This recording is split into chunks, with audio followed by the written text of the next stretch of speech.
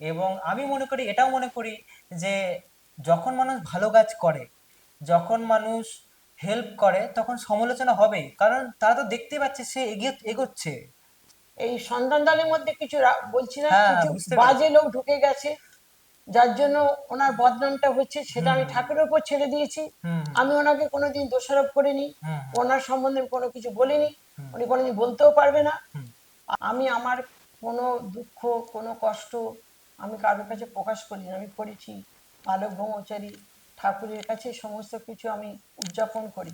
আচ্ছা, উনি আমার কথা শোনে, হুম, হুম, এটা কারোর মনে হোক আর না হোক, এটা আমার অভিজ্ঞতা। আচ্ছা, এটা উল্টো, সেটা উনি নিজে বাঁচে লোককে না, বাঁচাবে। লোককে বাঁচান। আচ্ছা, উনি সত্যি। কারোর উপকার করেননি, হুম, আমার তো জীবনে মনে হয় না। আমি নিজে ছোটবেলা থেকে অভিজ্ঞতা, এবং কোনোদিন ওনাকে বাধা দিইনি, হুম, হুম, কোনো প্রোগ্রামেও ওনাকে যেতে আমি বারণ করিনি। আচ্ছা। ঠাকুরের কাজে আমি একদম। নমস্কার, কেমন আছেন সবাই? পডকাস্ট উইথ সোহানে আপনাদের সকলকে স্বাগত জানাই। আশা করি আপনারা সকলে ভালো আছেন, এবং আমি দেখেছি অনেক ভালোবাসা দিয়েছেন আমার চ্যানেলটিকে, এবং প্রত্যেকটি ভিডিওতে আপনাদের কমেন্ট আমি দেখি এবং রিপ্লাই দেওয়ার চেষ্টা করি। আজকে আমাদের সামনে যিনি রয়েছেন, one of the biggest business lady, Sandhya Sarkar. নমস্কার, আপনি কেমন নমস্কার, আছেন? আমি খুব ভালো আছি। ভালো আছেন। হুম।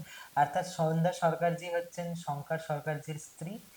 ইনিও অনেক বড় বিজনেসম্যান। কিন্তু আজকে আমাদের টপিক একটু অন্য দিকে যাবে, স্পিরিচুয়াল দিকে যাবে। রামো নারায়ণ রাম, টপিক এটাই থাকবে। আচ্ছা, রামো নারায়ণ রাম, এটি কি? এটা হচ্ছে, শুনুন, আমি যখন 16 বছর বয়স, যখন আমার আমার প্রেসিডেন্ট শঙ্কর সরকারের সঙ্গে আমার, ওনার হাত ধরেই আমি এই বাড়িতে এসেছি। আচ্ছা, আচ্ছা, আচ্ছা। হ্যাঁ। হ্যাঁ।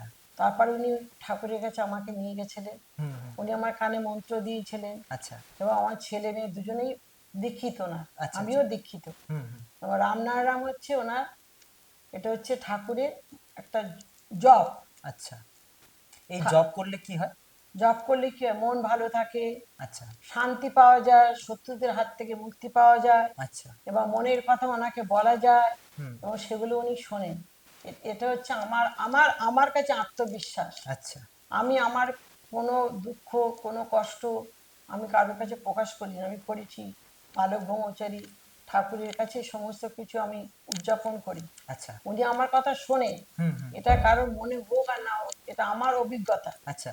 এটা আমার জীবনের অভিজ্ঞতা। আমি অনেক ছোটবেলা ওনার কাছে গেছি, হুম, হুম, শঙ্কর সরকার মহাশয়ের হাত ধরে।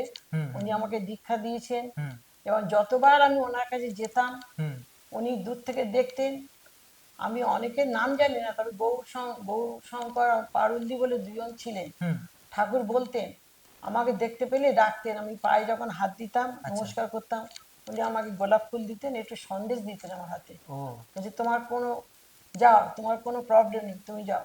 এই, আবার বলতো, তুই মানে শঙ্কর সরকারের স্ত্রীকে কিন্তু না খাইয়ে ছাড়বি না, ছাড়োস না। আচ্ছা। আমি কিন্তু ঠাকুর বাড়ি গেলে আমি না খেয়ে কোনোদিন আসতাম না। আমি প্রায় সময় ঠাকুরের কাছে যেতাম, হুম, হুম, শাশুড়িকেও নিয়ে যেতাম, উনিও নিয়ে যেতেন। কিন্তু আমার মনের যত দুঃখ বেদনা, যত কথা, হুম। যা কিছু, আমি কারোর কাছে, আমার নিজের স্বামীর কাছেও আমি প্রকাশ করি না, সেগুলো আমি ঠাকুরের কাছেই প্রকাশ করি, এবং তার কাছ থেকে আমি মুক্তি পাই। আচ্ছা। কিন্তু শঙ্কর সরকার এমন একটা মানুষ, আমি হুম, যখন ছোটবেলা থেকে দেখছি, হুম, হুম, মানুষ কি বলে, আমি আগে বাঁচবো, পরে বাঁচাবো। হুম, হুম, হুম। কিন্তু শঙ্কর সরকারের উল্টো, সেটা উনি নিজে বাঁচে লোককে না, বাঁচাবে। লোককে বাঁচান। আচ্ছা। উনি সত্যি। কারোর উপকার করেননি, হুম, আমার তো জীবনে মনে হয় না। আমি নিজে ছোটবেলা থেকে অভিজ্ঞতা, এবং কোনোদিন ওনাকে বাধা দিইনি, হুম, হুম। কোনো প্রোগ্রামেও ওনাকে যেতে আমি বারণ করিনি। আচ্ছা। ঠাকুরের কাজে আমি একদম, মানে মন্ত্র হিসেবে নিয়েছি, যে ঠাকুর ওনাকে যা নির্দেশ দেবে উনি তাই করুক। হুম। আমি ওনার কাজে যেন বাধা কোনোদিন সৃষ্টি না করি, আচ্ছা। আজও করিনি। হুম। কিন্তু উনি কোনো লোককে যে উপকার করেনি, কেউ বলতে পারবে না সামনে দাঁড়িয়ে। আচ্ছা। কিন্তু এখন এমন একটা সিচুয়েশন মানে দাঁড়িয়েছে, হুম, হুম, যে ওনার বদনাম করার জন্য, হুম। কিসের জন্য বদনাম হচ্ছে সেটা ঠাকুর ছাড়া আমি কিছু বলতে পারবো না। আচ্ছা।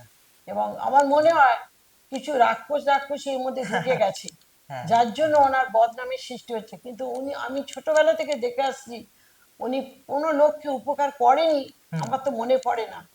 আমি কিন্তু ওনার দিক থেকে খুব হ্যাপি। হ্যাঁ, হুম, উনি রাগী মানুষ, এটা আমি মানি, হুম, হুম, কিন্তু আমাদের খাওয়া পড়া কোনো কষ্ট দেয়নি, সত্যি। ছেলে মেয়েকে পড়াশোনার দিক দিয়ে কোনো কষ্ট দেয়নি।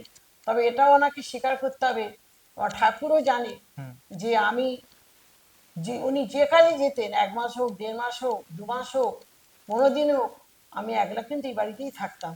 আমি কেন থাকতাম? আমি জানি আমার বাবা আছে। কে বাবা? না ঠাকুর, শ্রী শ্রী বালক ব্রহ্মচারী। হুম হুম, ওনার ভরসা করে আমি এই বাড়িতেই থাকতাম। আর ওনাকে মনে মনে প্রার্থনা করতাম উনি যেন ভালো থাকে। আমার মনে কোনো দ্বিধা থাকতো না যে হ্যাঁ উনি নাম, ঠাকুর ওনাকে যা বলেছেন উনি সেই কাজ করছেন। হুম, কিন্তু এখন দেখছি সব উল্টো হচ্ছে।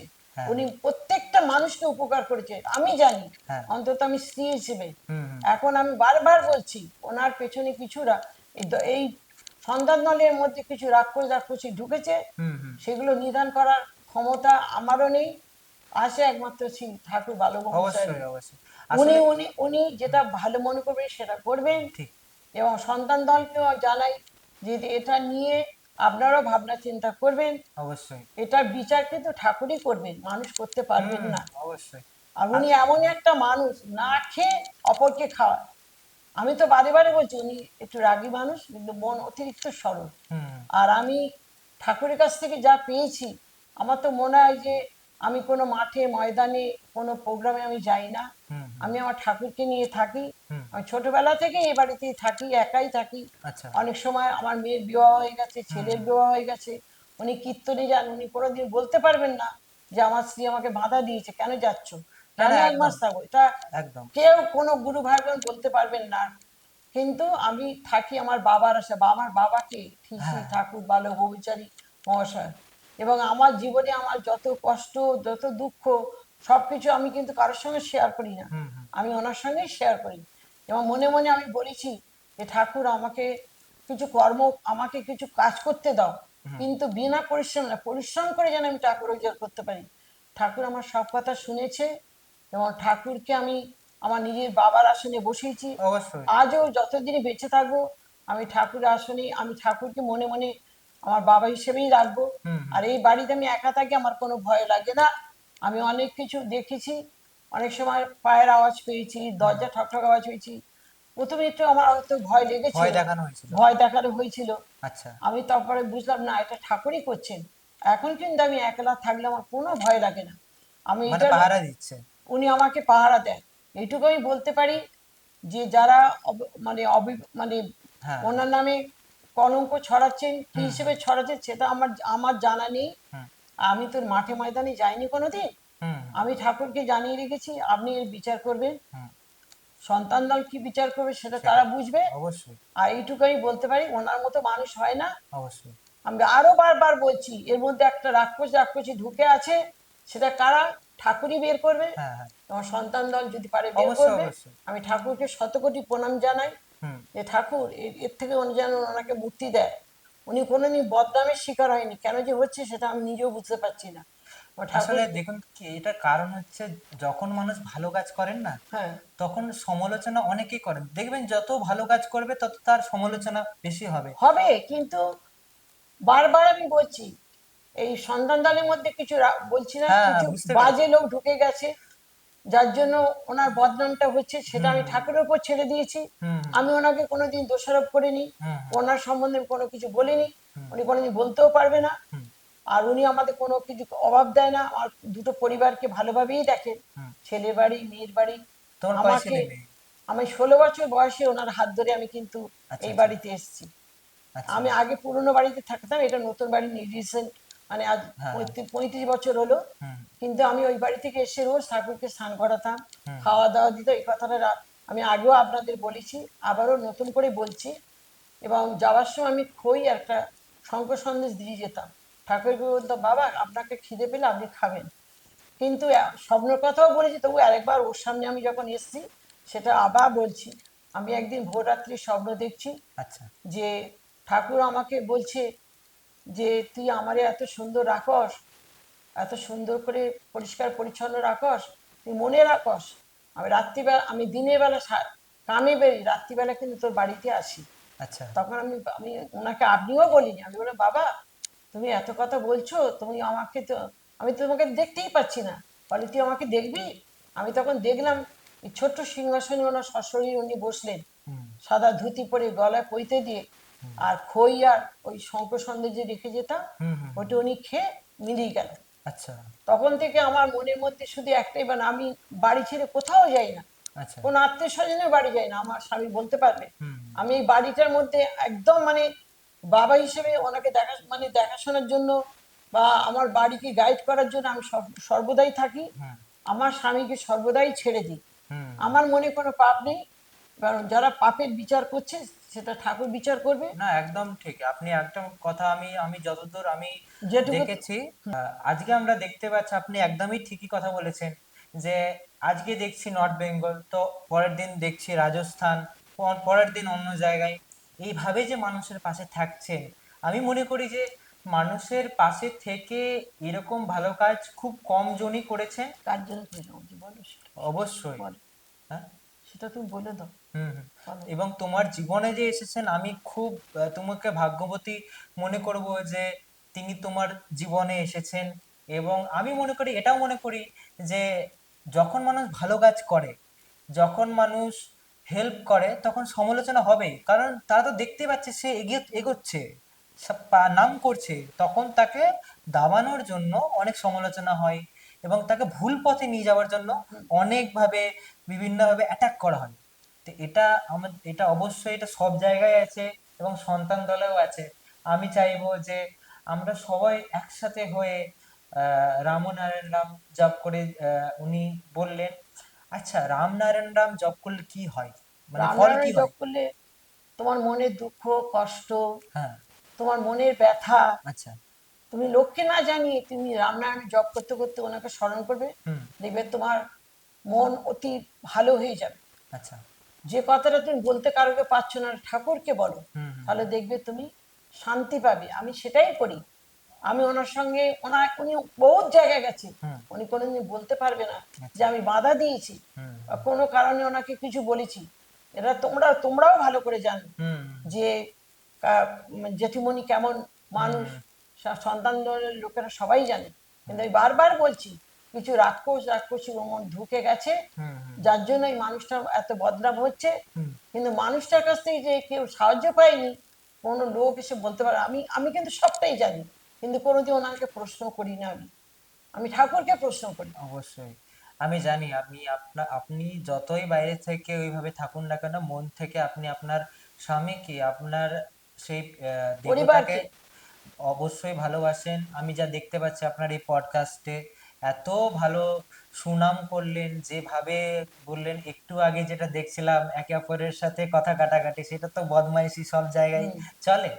তো যাই হোক, শঙ্কর সরকার যে দীর্ঘায়ু কামনা করি। এবং আপনি যেভাবে বালক ব্রহ্মচারীজিকে দেখছেন, যেভাবে আপনি পূজা অর্চনা করছেন তার, সেই দেখে আমি খুব আপ্লুত। আমি চাই আপনি এইভাবেই করে যান, জব করে যান। আচ্ছা, যে আমাদের বিভিন্ন বিপদ থেকেও কি এই রামনারায়ণ রাম? হ্যাঁ, রামনারায়ণ জপ করবে, মুক্তি অবশ্যই পাবে। আমি ধরো ধরো আমি তো একাই থাকি, আমার অনেক সময় শরীর খারাপ হয়, তখন কিন্তু আমি ঠাকুর যে আমার কানে মন্ত্র সেটাও আমি জপ করি, রামনারায়ণ জপ করি, হুম আমি তাহলে সুস্থ থাকি। হুম। এটা আমি জোর গলায় বলতে পারি যে আমি আমি আমার স্বামীকে যেভাবে ছেড়ে দিয়ে ঠাকুরকে কাজ করাই, কোনো মেয়ে করতে পারবে না, না। একদমই না। সব সন্তানকে প্রশ্ন করলে তো কেউ দাঁড়িয়ে বলতে পারবে যে আমি স্বামী ছাড়া গেছি, হুম হুম। কিন্তু আমি স্বামীর সঙ্গে কোনোদিন যাইনি। আমি তাকে বিশ্বাস করি।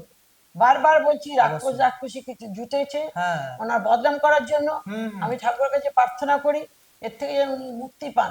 অবশ্যই এই পাবেন, অবশ্যই সন্তান পাবেন। দল যে বারবার ওনার নামে যা তা বলছে, আমারও তো কষ্ট লাগে না। অবশ্যই হ্যাঁ, অবশ্যই। আমি তো যাই না কোথাও, সন্তান দলরা সেটা ভালো হুম করেই হুম। জানে। অবশ্যই। ভালো করেই জানে আমি বাড়ি ছাড়া বা পরিবারে আমার ছেলে মেয়ে, আমার বৌমা, এই দুটো পরিবার ছেড়ে আমি কখনো কোথাও যাই না। হুম সেটা শঙ্কর সরকার ভালো করেই জানে। হুম আমি কিন্তু একাই থাকি, আমি একাই থাকি, আমি কোনো ভয় ভীতি আমার নেই।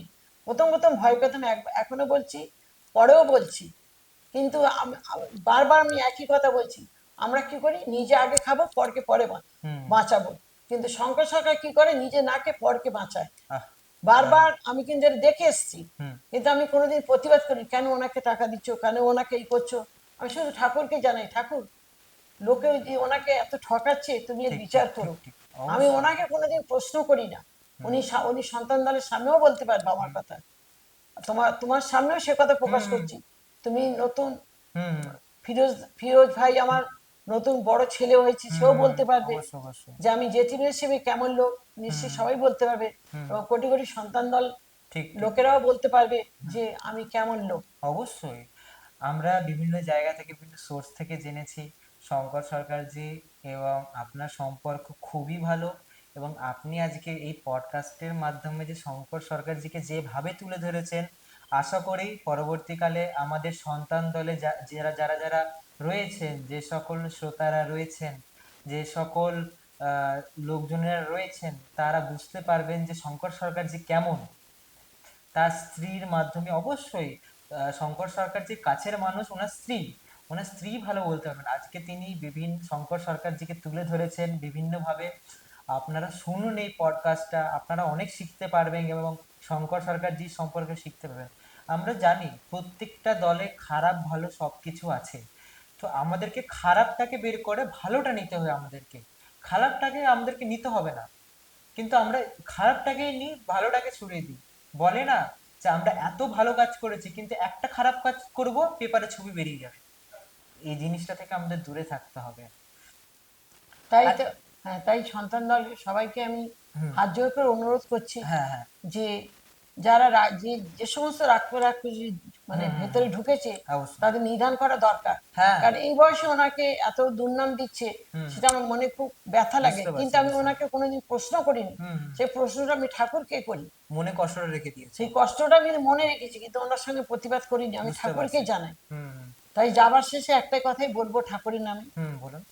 যে যাবার সময় আমি একটাই কথাই বলে যাব, হুম রাম নারায়ণ রাম, রাম নারায়ণ, রাম বাহ, নারায়ণ, রাম নারায়ণ, রাম নারায়ণ, রাম নারায়ণ, রাম, রাম নারায়ণ, রাম। নমস্কার। নমস্কার। অসংখ্য ধন্যবাদ তোমাকে, খুব ভালো লাগলো আজকে তোমার সাথে পডকাস্টটা করে। আজকে আমরা এই ভিডিওর মাধ্যমে শঙ্কর সরকারজি সম্পর্কে জানতে পারলাম, শিখতে পারলাম, তিনি কি মানুষ সেটা সম্পর্কে জানতে পারলাম। আমরা এত বিষয় আমরা জানতাম না, আমরা যা শুনে আসছি তার সম্পর্কে সেটা নিয়ে আমরা ভাবনা চিন্তা রেখেছিলাম। কিন্তু আজকে এনাকে পেয়ে, ওনার স্ত্রীকে পেয়ে আমরা খুব আপ্লুত। এবং আমাদেরকে ভাবতে হবে শঙ্কর সরকার যে এত সমাজের জন্য কাজ করছেন, এবার আমাদের পালা। কতদিন আর শঙ্কর সরকারজি করবেন, এবার আমাদের পালা সমাজের জন্য কিছু করার। অসংখ্য ধন্যবাদ আর একটা আপনাকে। কথা আমি বলতে চাই, হ্যাঁ বলুন। আমি যখন থেকে এসেছি উনি কিন্তু প্রত্যেকটা মানুষের সাহায্য করেছে। সেই 16 বছর বয়স থেকে কিন্তু দেখে যাচ্ছি হুম হুম প্রত্যেক মানুষ, কোনো মানুষ বলতে পারবে না, কিন্তু সেই সব মানুষ ওনাকে বদনাম করছে। হুম আর বারে বারে এক কথা, একই একই একটা কথাই বলবো, হুম যে রাক্ষসী এখন ঢুকে গেছে, হুম তাদের নিধন করা অবশ্যই গুরু ভাই বোনদেরও দরকার। হুম, আর ঠাকুর যেন অবশ্যই। সেটা সেটা যেন বিচার করে, ঠাকুরের হ্যাঁ, কাছে আমি হাত জোর করে অনুরোধ করবো। অবশ্যই এটা অবশ্যই হবে, কারণ উপরওয়ালা দেখতে পাচ্ছেন। আপনাদের সকলকে অসংখ্য ধন্যবাদ আমাদের সাথে থাকার জন্য। আপনাকেও অসংখ্য ধন্যবাদ আমাদের এই চ্যানেলে আসার জন্য। আশা করি আপনাদের এই ভিডিওটি ভালো ভালো লেগেছে। ভালো লেগে থাকলে লাইক কমেন্ট সাবস্ক্রাইব অবশ্যই করবেন, এবং আপনাদের মতামত অবশ্যই কমেন্টের মাধ্যমে জানাবেন। ধন্যবাদ। আর একটা কথা বলবো, হ্যাঁ বলুন। আমার ছেলে মেয়েকে আমি ছোটবেলা থেকে এমন ভাবে মানুষ করেছি, উনি কোনোদিন টাকার অভাব দেয়নি, ভালো ভালো মাস্টার রেখেছিলেন। এবং আমার আমার একটা জেদ ছিল, আমার যেহেতু আমি ছোটবেলায় বিয়ে করেছি, তখন তো ভালোভাবে আমি শিক্ষিত হতে পারিনি। হুম তাই আমার ইচ্ছা ছিল আমার ছেলে মেয়েকে সমাজে প্রতিষ্ঠিত করব, হুম কিন্তু আমি করতে পেরেছি। হুম, এটা আমার কাছে বড় গর্ব। সত্যি। শঙ্কর সরকার তার জন্য কোনো অভাব রাখেনি, উনি আমাকে টাকা দিয়েছেন, হুম, কিন্তু আমি ওদের পেছনে সাপোর্ট দিয়েছি। উনি সত্যি। সবসময় নাম কীর্তনে বেরিয়ে যেতেন। হুম উনি একটা দিনও বলতে পারবে না যে আমার স্ত্রী আমাকে বাধা দিয়েছে। আজ প্রত্যেকটা কোটি কোটি গুরু ভাই বোন সে দাঁড়িয়ে আমার সামনে বলুক তো, হুম, যে স্বামী ছাড়া সে কোনোদিন স্ত্রী মানে স্বামীকে ছেড়েছে কোনো স্ত্রী, কে বলতে পারবে কি না, আমাকে আমার সামনে তাকে বলতে হবে। কিন্তু একমাত্র পারে সন্ধ্যা সরকার। হাত জোড়ে নমস্কার করলাম, কিছু মনে করবেন না। নমস্কার। প্রত্যেক গুরু ভাই বোনকে আমার আন্তরিক শুভেচ্ছা ভালোবাসা রইলো। আমার যদি কিছু ভুল ত্রুটি থাকে আপনারা ক্ষমা করুন। নমস্কার সকলকে, আপনারা সকলেই ভালো